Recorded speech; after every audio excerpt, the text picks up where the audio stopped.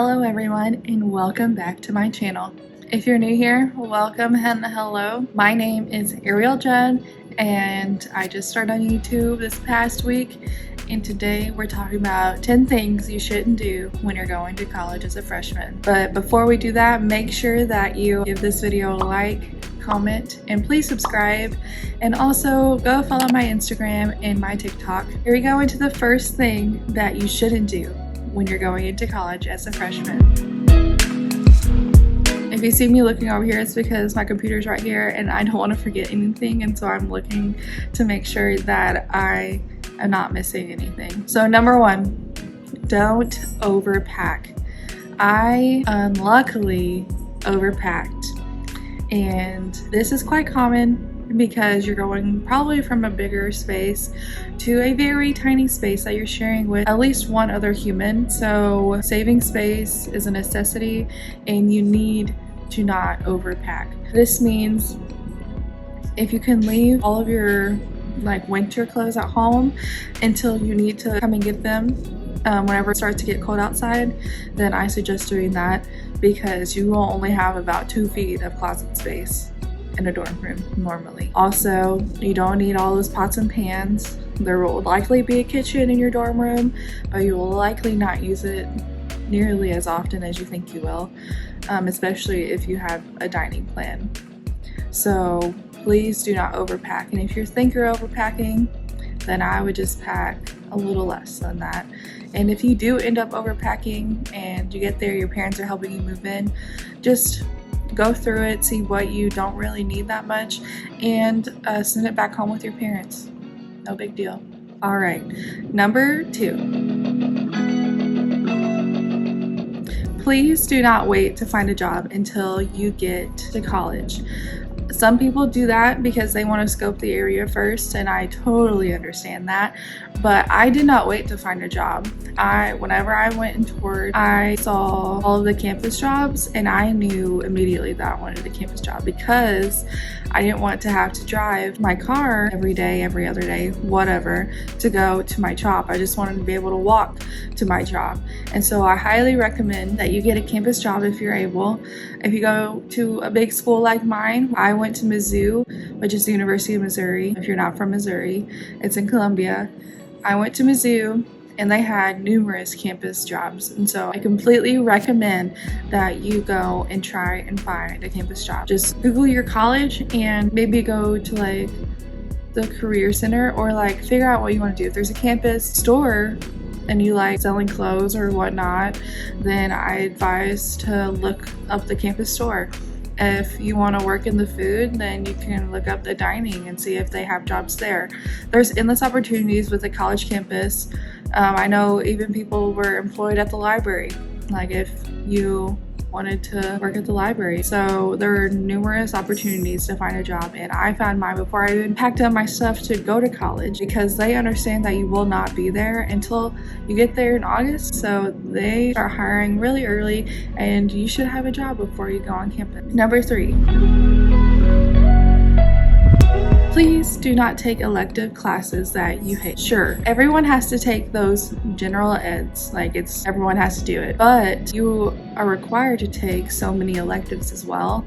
And so please do not take electives that you hate. I mean, I'm sure that you have to take them in specific categories of classes, but if your college is anything like mine, there are numerous opportunities to find something that you like within a certain subject. So research and know when you need to sign up for classes. And that leads me into the 4th thing.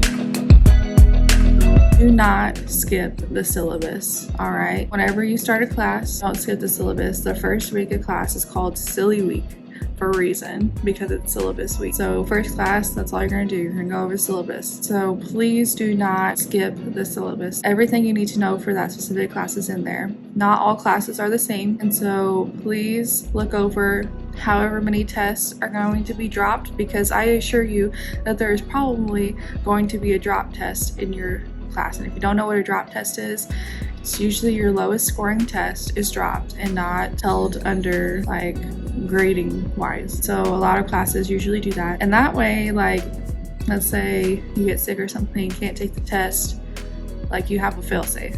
But you can also kind of work it in your favor, where if you kind of failed a test in the very beginning of the semester, you can always make it up later in the semester because it'll probably be dropped if you make good grades for the rest of the semester. Also, it'll have the grading scale. Not all grading scales are the same.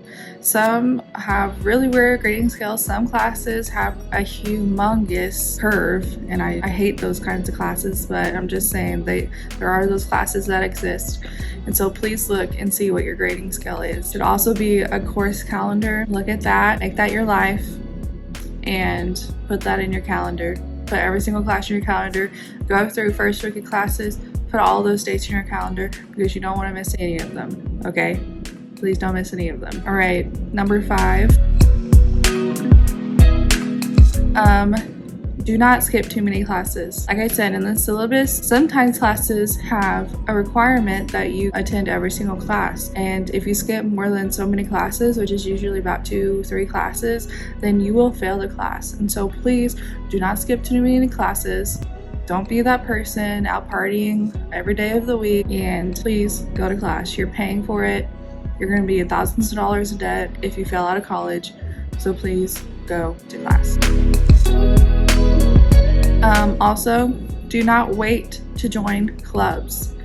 So I made the mistake and I waited to join clubs because I didn't know what I wanted to join. And I recommend that you start looking up what kind of clubs you want to be in as soon as possible, because you're going to want to make those friends and you're going to want to make those connections, because you're going to be bored and depressed if you do not. So please join clubs as soon as you know what you want to join. And there's clubs at college for everyone. Like, there are hundreds of clubs at a college. So if you want to join a sorority, which I know is kind of different than a club, go join a sorority. I know it costs a lot of money, but go join a sorority. If you want to join a science club, look up science clubs. If you want to join an art club, go look at art clubs. If you want to be like me, join a crochet club. See if your school has a crochet club. Unfortunately, my school did not have a club like that. So go join the clubs, make the friends. Okay, that leads me into number 7. Do not be afraid to make friends. I am a shy person until I get to know someone, and I can be afraid to make friends. So like I said, join those clubs, make the friends, join the classes that you know you'll love. There will be people there that are just like you, and you know you can make friends in that way. I waited to make friends, and I barely had any friends throughout my entire college career.